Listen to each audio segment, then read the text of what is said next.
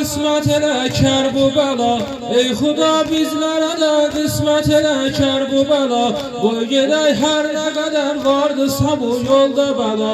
Qoy gedək hər nə qədər vardısa bu yolda bəla. Hüseyn adına qurban olum Hüseyn, yoluma qurban olum Hüseyn, sənə mən mehman olum Hüseyn.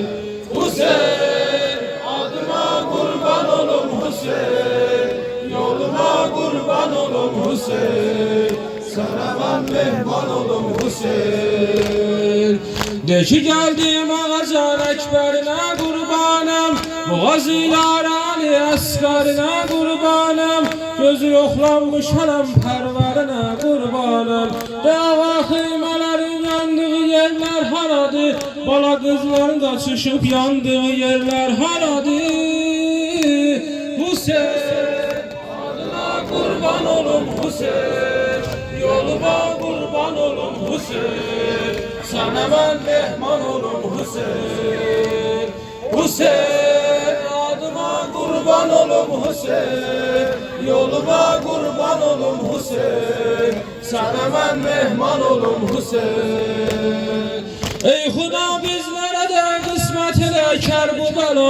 Ey Xuda bizlərə də qismət elə kər bu bəla.